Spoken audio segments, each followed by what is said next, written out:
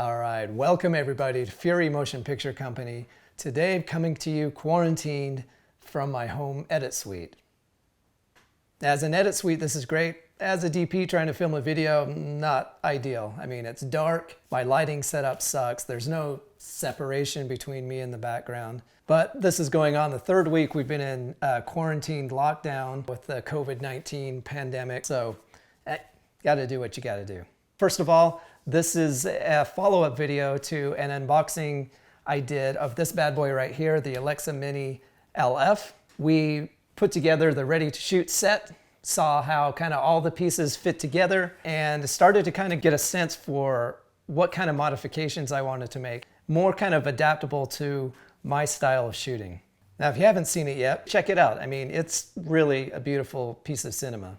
Here she, ow, oh my gosh. Now, before I go any further, I want to make sure to say thank you to all of those who watched, subscribed, and even commented. You can monetize your channel after like 1,000 subscribers. So that means I only have 967 more to go. Quite often being a single operator, doing a lot of handheld work or gimbal work, or even, just hauling this thing around by myself. I'm really interested in trying to see if I can get rid of some of this excess bulk here, as well as just trying to make a rig that's as compact and lightweight as possible. So over the last couple of months, I've been scouring the internet, researching, trying to find what third-party options might be available.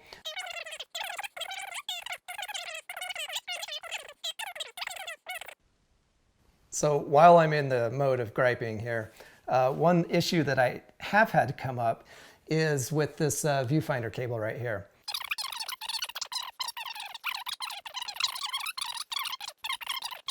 Oh, sorry, we're only shipping viewfinder cables with new cameras. Now, one consistent bit of feedback I did get from my previous video was that it was a little bit too long. Okay, but there was a lot of information to get through, so just to warn you, I am going to talk through my methodology on some of the things I liked and disliked about the ready-to-shoot set and what I wanted to change and why. So if you just want to see the final lightweight build, I'll put a link in the description below. Feel free to skip ahead. I mean, that doesn't hurt my feelings. Well, maybe it does a little bit. All right, so having said all of that, let's get this thing off the tripod and I'll show you what I came up with.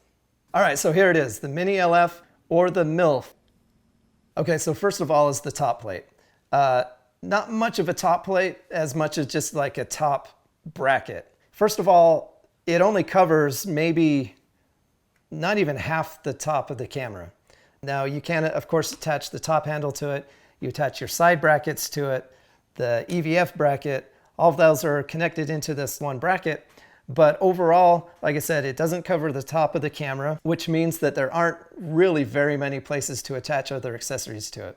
I mean, especially once you get the handle on, these attachment points up here are really kind of inaccessible. So one of the first things I wanted to do was find a top plate that covers the whole top of the camera, and then hopefully that will give me a lot more real estate, as well as maybe, protect the top of the camera a little bit more.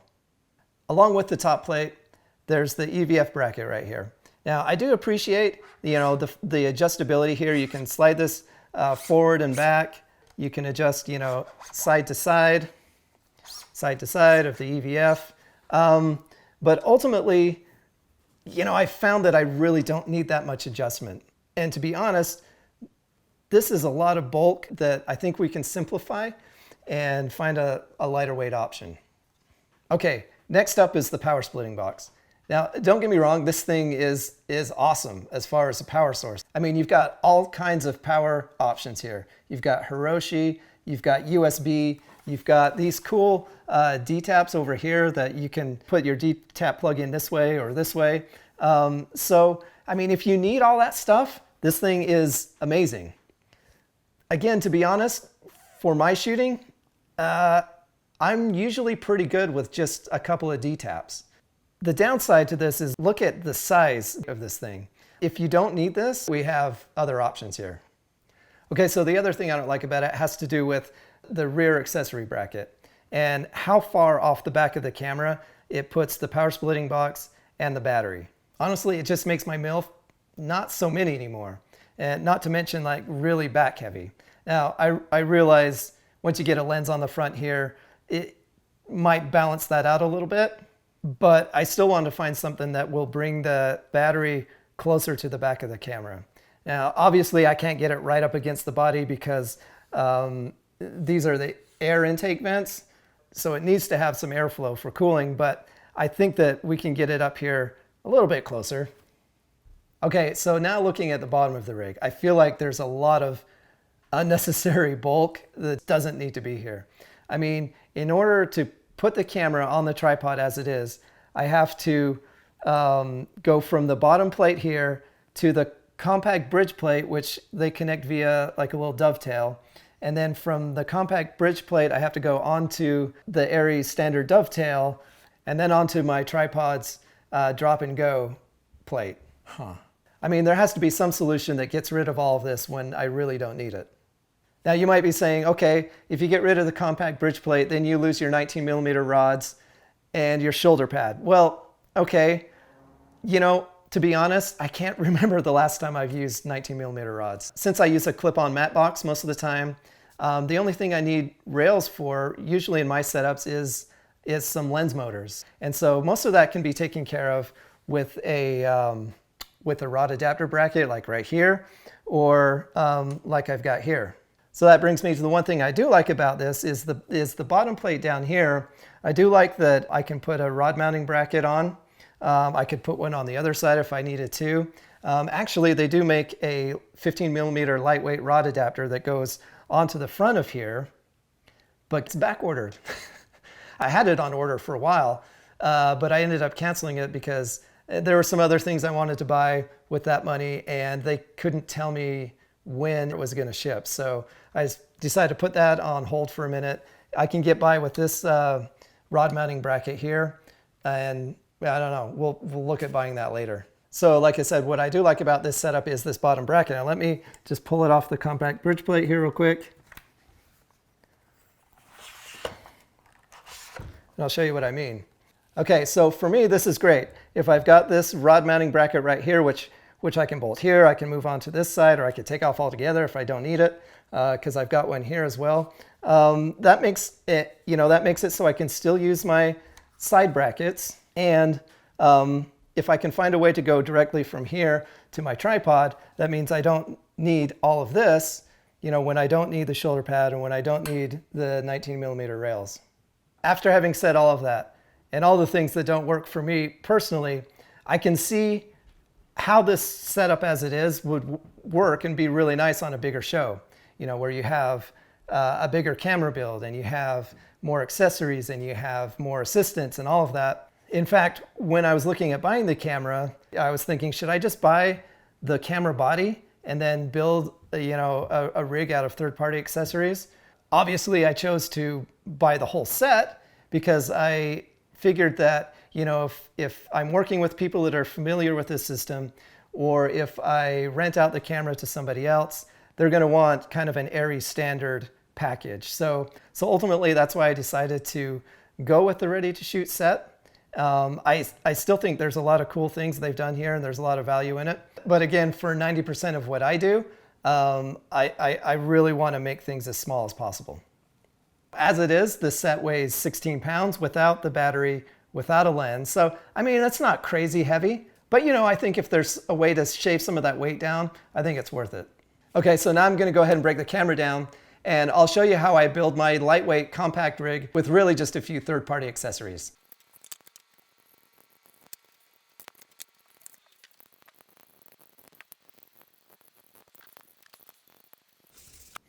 All right, so here she is. This is my MILF, stripped down to her bottoms. As you can see, I left the bottom plate on because I do like some of the options that gives me, especially if I can get that 15mm rod adapter to go on the front here. I think would be awesome. Okay, so for a top plate, I went with this one here. It's from Wooden Camera. So you can see it does fill the whole top part of the camera, which is awesome. And there's a ton, I mean, this is basically a cheese plate. So there's just a ton of different mounting options on the front, on the back. It's part of their whole like cage system that they built for the Mini and the Mini LF. Honestly, I didn't really want to buy the whole cage. Maybe I'm just being cheap, or I don't know, I just wanted to try and use as much of the original ARRI kit as possible. The problem with that is these are the holes for the wooden camera side brackets. And originally this plate, it was angled like this on both sides. So for me to be able to use it with this bottom plate and to be able to put one of the side brackets on, since I'm quarantined in my house, I took this out to the garage. I did a little milling with a hacksaw, and I squared this off, and I even drilled and tapped some holes in here so that when I mount this on here, my ARRI side brackets fit. If you don't want to do, or you're not able to do any of that modification, you do lose the ARRI side brackets. You know, you might have to go with the full wooden camera system. This isn't crazy expensive, so I figured if I screwed it up, you know, it's not like it hurts the camera or anything. I could buy a new one or whatever. But you know, I've tried it. I've worked with it on a shoot or two. It seems to work out pretty good. Now I will say, just as a side note, you can use this if you flip it upside down and put this on the bottom. There are 3/8 and 1/4-20 attachment points where you can put on your base plate for your tripod and then put this on the bottom of the camera and go directly onto the tripod. One thing I did notice, however, is that when you do that, the holes for the side brackets don't line up. So you can't use side brackets, but you could do that, put that under there, and then you do have 15mm rods. You know, again, you could use lens motors. I'm not sure the height wise for like a matte box and everything like that, if that works. I'm sure the spacing this way is a little narrow, maybe, I don't know, but that's just an option as well.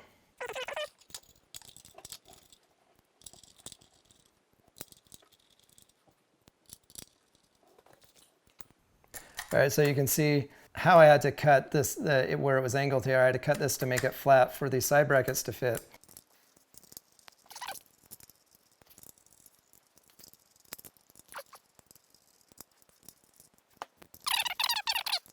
All right, so there's my modified wooden camera top plate with the ARRI side brackets and the ARRI bottom plate. I'm not a machinist by any means. I have a couple tools, so I took a shot at it. This is not perfect, but you know, for my purposes, I think it's great. I also put some 1/4-20 threads here on the side. This wooden camera, originally this plate was smooth like on this side, so there's no holes. Why not? You could never have enough holes, right? All right, so for the power box, I also went with an option from Wooden Camera. I've got this here. This is called battery slide. What I like about this is it goes right onto the back of the top plate like this. And look at how close that brings the battery now to the back of the camera. That still gives us plenty of room back here for airflow. Now, this is just a plate. Obviously, you can't just put your battery on here. So you need, this again is from Wooden Camera. This is a V-mount plate. We're going to put this plate onto the back of the slide, and then you can see how much more compact, how much more lightweight it is than our original power splitting box. Significantly lighter, obviously, and much, much thinner. And now you do lose a lot of the power accessory options that you've got on that. This does, though, give you two D-taps, one on each side, which for me is plenty. And again, spent some time out in the shop, and you know, I drilled a couple holes right here so that I can mount the power box to it as well if I want. If I feel like I need to have this with this and some more power options, I have that ability also. So let me go ahead and put those together. All right, so there it is together. Now, like I said, we'll just bolt it onto the back of the top plate.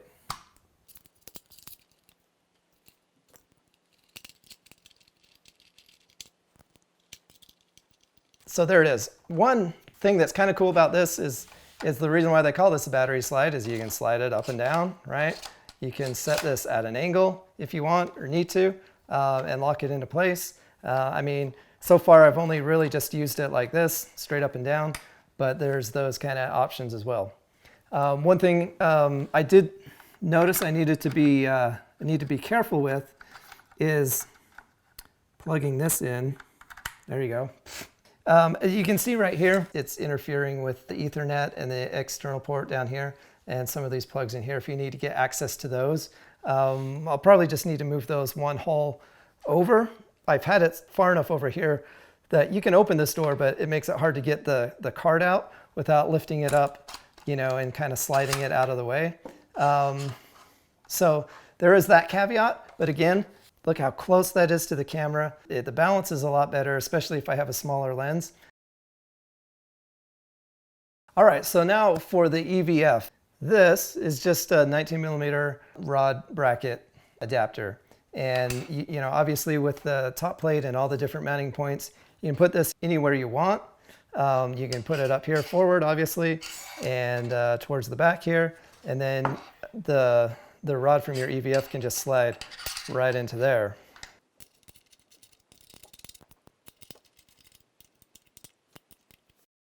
All right, so I just went ahead and kept the ARRI top handle. I mean, it works fine. There are other options, particularly from Wooden Camera. They have an option where this rod bracket is built in to the handle right here. That might simplify things a little bit, but for right now, honestly, I didn't want to spend the money, and this one works just fine. And the Wooden Camera top plate has holes built for this, so we'll just go ahead and screw that on right there and call it good. So now, as far as attaching this whole thing to the tripod, the problem I've had is that this bracket on the bottom has a very specific size dovetail. And honestly, I haven't been able to find much that fits it. There's the dovetail here on the compact bridge plate. But other than that, it was really hard to find something. What I did find was this right here. It's called the ARRI stabilizer plate.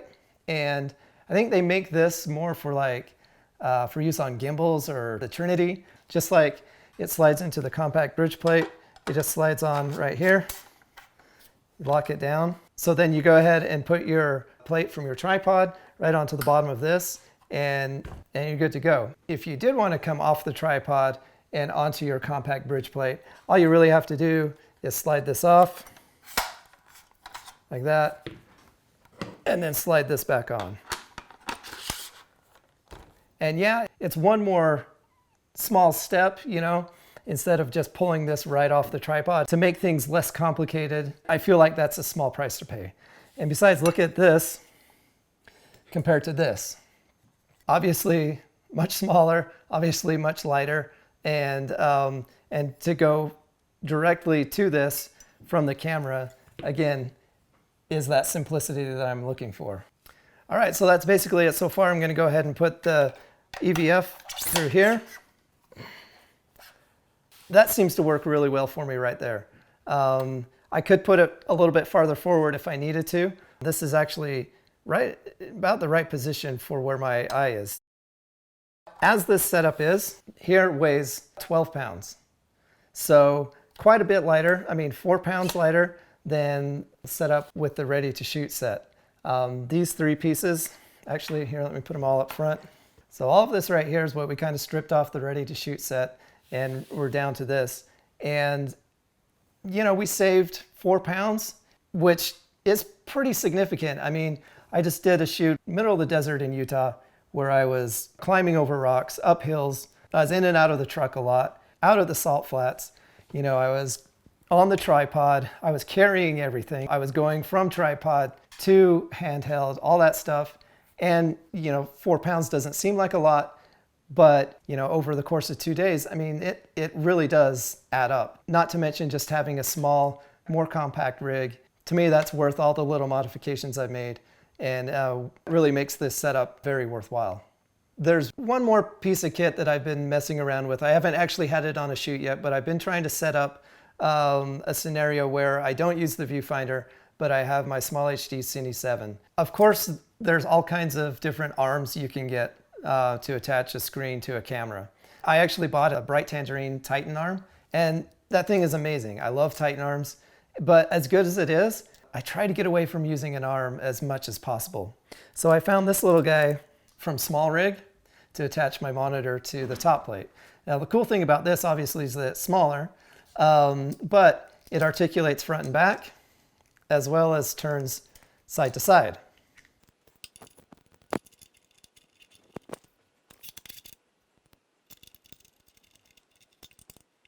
All right, so here's my small HD Cine 7.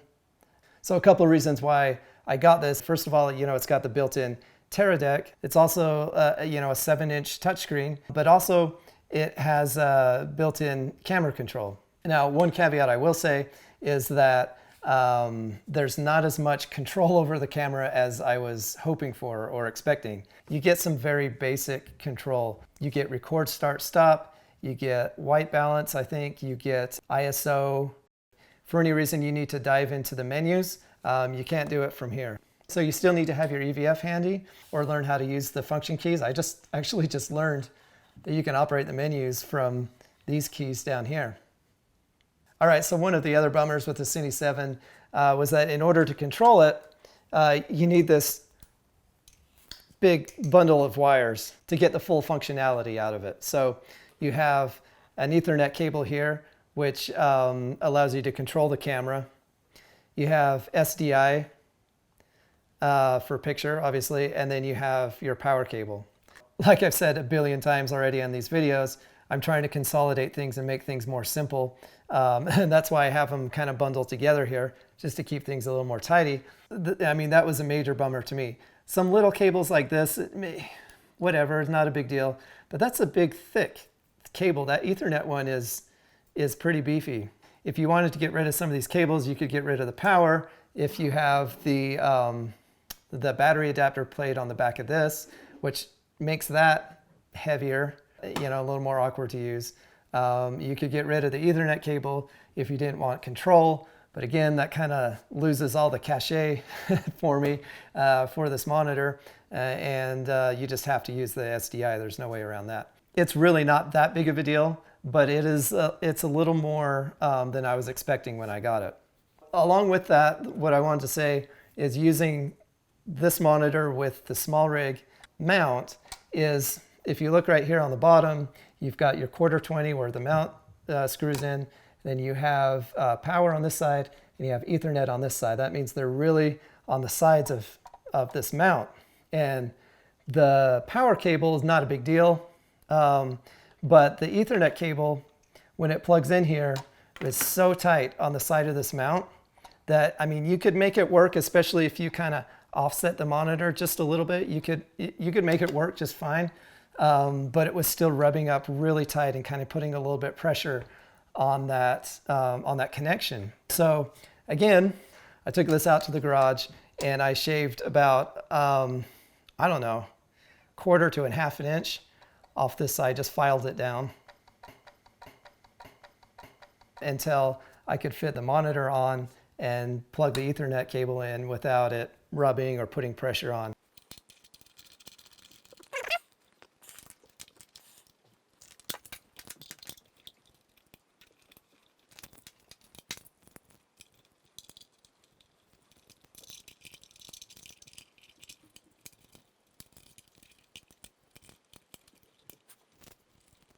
So there's the setup with the Cine 7. As you can see, I didn't do a very good job tidying up these cables. Normally it's pretty seamless, more or less, but that's what it takes to run it. And honestly, I was curious, so I put this on the scale. It weighs exactly the same as it does with the EVF, 12 pounds. So if that's a preferred way to shoot like that, which I do a lot, I haven't actually done it yet with this camera, but I mean, there you go. Much more sleek, much more compact. I do like having the monitor up here versus EVF off the side. That's just personal preference. Take that for what it's worth, I guess. All right, everybody, there she is. I hope this was useful for you. Keep in mind, this is still a work in progress. It's gonna develop, it's gonna refine. So having said that, if you guys have any comments on what you think I could do better, what am I missing, things like that, please feel free to leave them in the comments and I'll check it out. Now my wife's vacuuming. Yep, that's the vacuum. That's the vacuum on tile above me.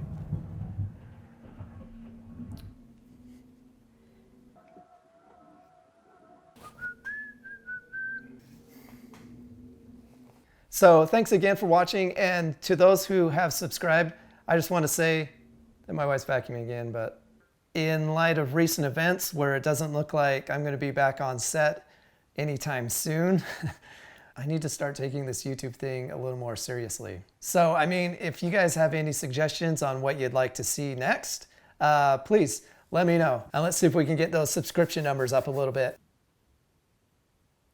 All right, everybody, that's it. Stay safe. Thanks for watching.